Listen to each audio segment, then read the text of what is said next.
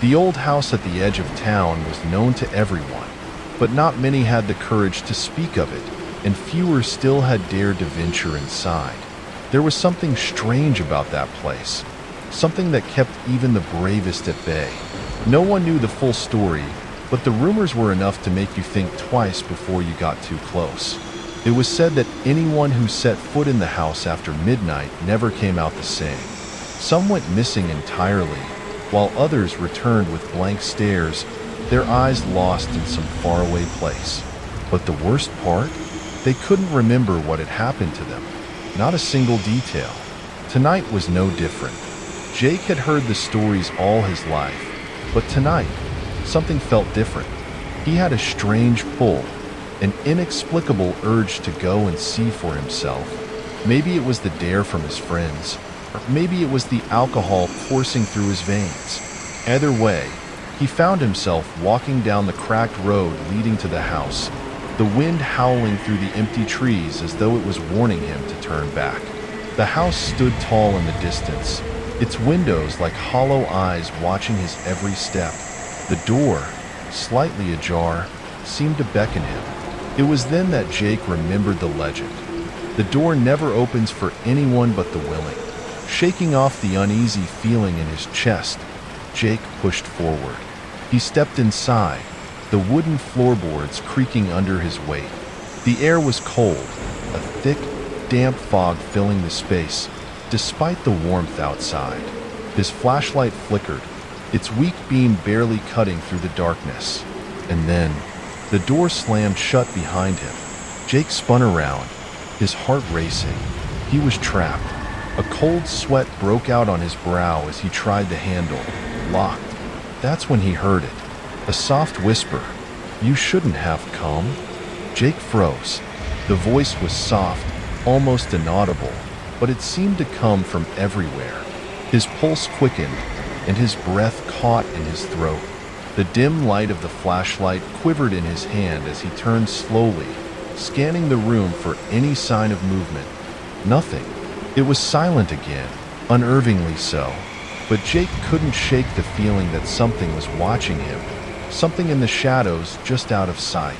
He stepped backward, bumping into a dusty old bookshelf that creaked under the weight. The smell of mildew and rotting wood filled the air, but it was the faint scent of something sweeter that made his stomach churn. His flashlight's beam danced around the room, and it fell upon a series of old photographs on the wall. The faces were blurry, distorted, as though the photos themselves had aged too much. There were no names, no dates, just empty stares. Jake's fingers trembled as he reached for the nearest photo, his curiosity growing despite the overwhelming sense of dread gnawing at his gut. As his fingers brushed the glass frame, a chill raced up his spine. The eyes in the photo, they moved. For just a split second, he could have sworn the people in the photo blinked. His stomach twisted. He quickly pulled his hand back, his mind reeling as he backed away from the wall. Click. The sound came from behind him. Jake whipped around, his breath catching in his throat. The door he had entered through had closed completely, except now there was something else. A shadow stood in the doorway, dark and ominous, its shape indistinct, as if it didn't belong in the world of the living. The whisper came again, louder this time, almost like a growl. "Leave while you still can." Jake's body screamed for him to run, to get out of that house as fast as possible, but his legs wouldn't move. He was paralyzed with fear, staring into the shadow that loomed in the doorway. His flashlight flickered once more, and in that split second of darkness, the figure was gone. But the air grew colder, so cold, it felt as if the room itself was alive and breathing, its own heartbeat echoing through the walls. Jake's mind raced. What the hell was that? And then he saw it. A faint glimmer of movement in the corner of the room. A figure, hunched and shrouded in darkness, standing by the window. He couldn't make out its face, just its silhouette, and it was watching him. Jake's heartbeat pounded in his ears, drowning out the distant sound of wind rustling outside. The figure by the window didn't move, but its presence seemed to draw the air from the room, making it harder to breathe. His hand shook, the flashlight flickering one last time before dying completely, plunging him into a suffocating darkness. His eyes strained to adjust, but it felt like the darkness was thickening, closing in on him. Every inch of the room seemed to grow colder, as if the shadows themselves were alive, tightening around him, suffocating him. And then he heard it, the faintest sound, like a breath, but not his own. A cold, wet gasp, right behind him. Jake whipped around, his back slamming against the wall. His body went rigid, terror locking him in place. There, standing mere inches away, was a pale, emaciated face. Its eyes hollow, dark circles beneath them. The skin was stretched too thin, the lips pulled back in a grotesque smile that didn't belong to anything human. It was staring right at him. "You shouldn't have come," the voice rasped again, but this time, it wasn't just a whisper. It was a scream, a tortured cry that filled the room with a vibrating tension. Jake's throat clenched as his lungs fought for air. He wanted to scream, but the words were stuck in his chest. All he could do was watch as the thing in front of him slowly, agonizingly, reached a hand toward his face. Every movement felt like it was happening in slow motion, as if time itself was stretching out, prolonging his agony. The fingers were too long, too thin, the nails sharp and jagged like they had been filed down on something much harder than bone. They hovered just inches from his skin. "Leave. Now." The voice echoed, but this time, it wasn't just one voice. It was many, a chorus of voices, all coming from the walls, from the ceiling, from the floor, all saying the same thing, all pleading, begging him to leave, to escape. The figure's hand finally made contact with Jake's cheek. It was icy cold, like the touch of death itself, and his body immediately jolted as though struck by an electric current. The room spun around him, his vision blurred, his senses twisted in knots. He stumbled backward, tripping over the floorboards, his heart hammering in his chest. And then he hit something, something solid, something that wasn't supposed to be there. A mirror. Jake's eyes shot to the reflection, and for the briefest moment, he saw himself. But it wasn't just him. Standing behind him, reflected in the glass, was the same figure that had been touching him. A twisted, monstrous version of himself, its eyes wide with terror. He wasn't alone. Jake turned back around, but the room had changed. The walls were closing in, the ceiling lowering with a slow, ominous groan. He could feel the heat of something creeping at his back, a heavy presence drawing closer and closer. He needed to get out. He had to escape, but the door, the one he had entered through, was gone. Panic surged through Jake like a tidal wave. His chest tightened, his breath shallow and ragged as his eyes darted around the room. The door that had once been there, the only way in or out, was no longer visible. In its place was a solid wall of thick, rotting wood, the grain twisted into grotesque patterns that seemed to writhe before his eyes. The shadows were growing, creeping like fingers across the floor and up the walls, and the air had become thick with an oppressive, suffocating weight. Each breath felt like a struggle against the very atmosphere, a constant battle to hold on to some shred of reality. Behind him, the figure, the twisted reflection of himself, loomed in the mirror, its grotesque features now clearly visible. Its mouth was open, stretched wide, and its eyes were filled with a deep, endless darkness that seemed to pull Jake into them, drawing him in, pulling him toward the abyss. The voices began again, this time louder, sharper, as though they were right in his ears. "It's too late. You can't leave. We never leave." Jake's breath hitched, his legs trembling beneath him as he backed away from the mirror, his mind racing. He couldn't stay here. He couldn't. The walls were alive, the floor beneath him pulsing as though the house itself was breathing, hungry, waiting for him to make a mistake. He swung around, desperate for an escape. His eyes landed on the far corner of the room, where a narrow staircase spiraled upward into a dark, yawning void. It was the only way out. It had to be. His feet moved before his brain could catch up, and he rushed toward the stairs, each step echoing in the silence like a drumbeat, growing louder with every movement. But as he reached the first step, the house groaned again, a deep, guttural sound that seemed to shake the very foundation beneath his feet. The shadows shifted. The air turned cold. Jake's breath caught in his throat as he saw it. A figure at the top of the stairs, just barely visible in the dim light. It was tall, unnaturally so, its limbs long and twisted, its body hunched at an impossible angle. The face, if it could even be called that, was a blur of dark, fluid shapes, constantly shifting, never staying the same. Its eyes, though, were unmistakable. They were the same deep black void as the figure behind him, the reflection that now seemed to follow him, no matter where he went. The figure at the top of the stairs moved. Slowly, purposefully, Jake froze, his heart nearly stopping in his chest. He tried to move, but his legs felt like they were made of stone, his body paralyzed by the cold dread settling over him. The thing at the top of the stairs opened its mouth, a voice, no longer a whisper, but a roar that seemed to come from everywhere at once, filled the room. "You're mine now." The floor beneath Jake's feet cracked, the sound like thunder, and the house shook violently. He was no longer in control of his body. His limbs moved against his will, drawing him toward the stairs, toward the figure. He stumbled forward, unable to stop himself, his heart thundering in his chest. The air grew thick, suffocating, and the room seemed to twist and bend around him, the walls warping into impossible shapes. The thing at the top of the stairs grinned. Jake reached the first step, and everything went black.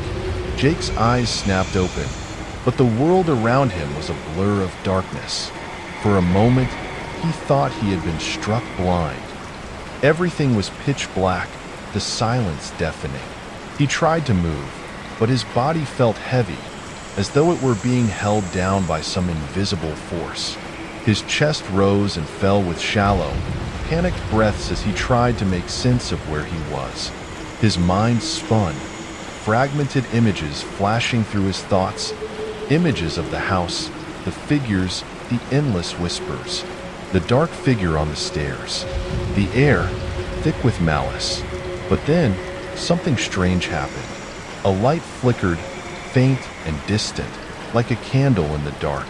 Jake strained his neck, trying to find its source. He had to move, to get to that light. It was his only hope. With all the strength he could muster, he pushed against the invisible weight that held him down, and slowly, agonizingly, he managed to sit up. The world around him was still unclear, but the flickering light was growing brighter now. He staggered to his feet, the room around him shifting as though the very space was trying to keep him trapped, but he couldn't stop. He had to reach the light. Each step felt like a battle. The floor beneath him seemed to ripple, warping with every movement he made, as though the house itself was alive, watching him, angry at his defiance. The shadows stretched out from the corners, long fingers that reached for his ankles, trying to drag him back into the void. The light ahead was closer now, just within reach, casting an eerie glow on the walls. As Jake stumbled toward it, he felt the temperature drop even further. His breath came out in visible clouds of frost. He reached out. The light was different. It wasn't a bulb or a flame. It was like a portal, a tear in the fabric of reality itself.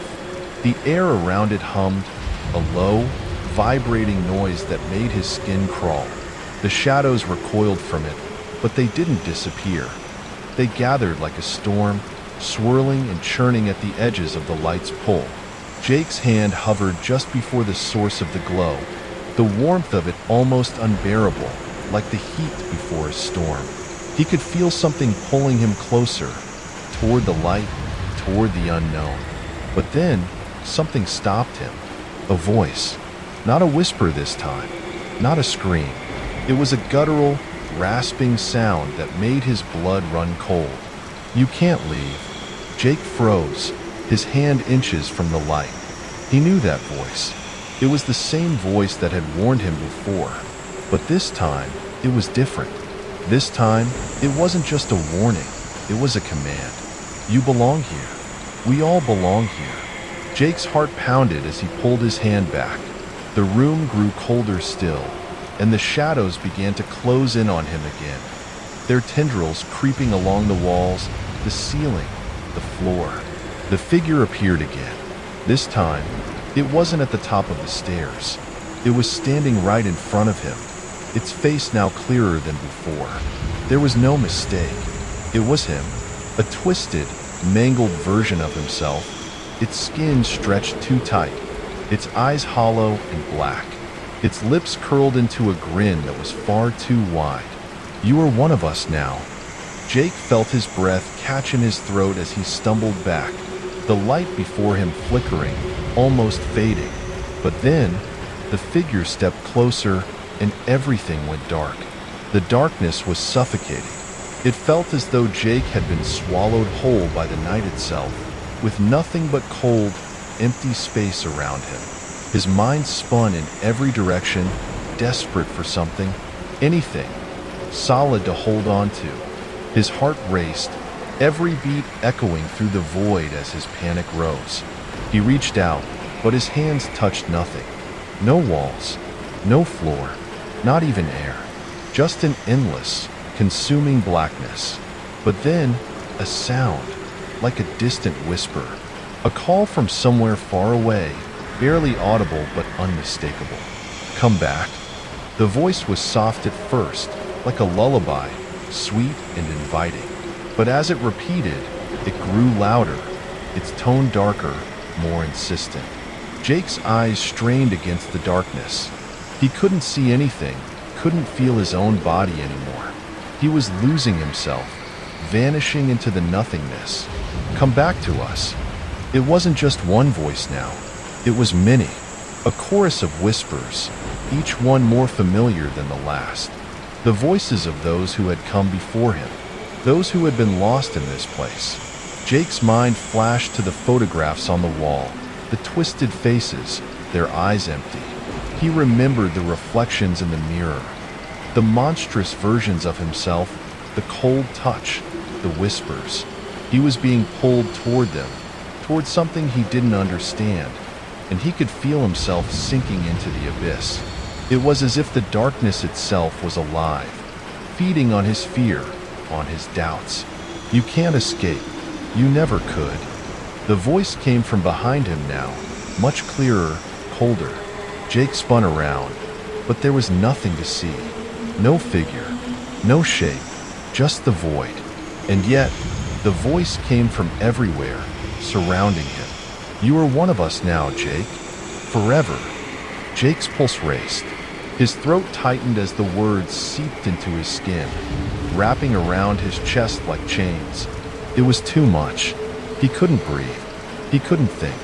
His legs buckled beneath him, and he collapsed, sinking into the nothingness, his hands trembling as they scraped against the empty air. And then, the light, the faint flicker, the glow that had beckoned him before. This time, it was closer, brighter, drawing him in. But it wasn't just light. It was warmth, something real in a world of shadows. Jake's instincts screamed at him to move, to get to it. He struggled to his feet, his movements slow and heavy, his body fighting against the invisible weight that pressed him down. But as he moved toward the light, something changed. The shadows recoiled. They didn't chase him this time. They watched, and in the distance, standing just beyond the glow, was the figure again, the twisted version of himself. Its eyes were wide, its mouth stretched into that impossible grin, But this time, Jake didn't feel fear. He felt nothing. He had already given in. The light flickered again, a sharp, violent flash that cut through the darkness like a knife. Jake stepped forward, his feet moving without his command, drawn toward the light, toward the thing that had called him here. And as he crossed the threshold, something snapped inside him. Jake stepped into the light, and everything stopped. For a moment, there was only silence. Not the eerie, suffocating silence of the house, but a strange, peaceful stillness. The air was warm, the kind of warmth that fills you with a sense of safety and calm. His body felt light, like the weight of the darkness had been lifted from him, and he could breathe again. But as his eyes adjusted to the light, he realized something was horribly wrong. He wasn't standing in the house anymore. The room around him was completely different. It was vast, endless, a place that defied explanation. A pure, blinding white light stretched as far as the eye could see. And yet there were no walls, no floor, no ceiling. Just the infinite, bright emptiness. Jake turned around, half expecting to see the house behind him. But there was nothing. No stairs, no walls, no door. Just nothing. And then the voices returned. But they were no longer whispers. They were loud, commanding. "Welcome home." Jake's heart pounded. He spun around, his breath catching in his throat. The twisted figure was standing behind him once more, its grinning face closer now than ever. Its hollow eyes bore into him, and its smile was too wide, stretching unnaturally across its face. But this time, there was no fear.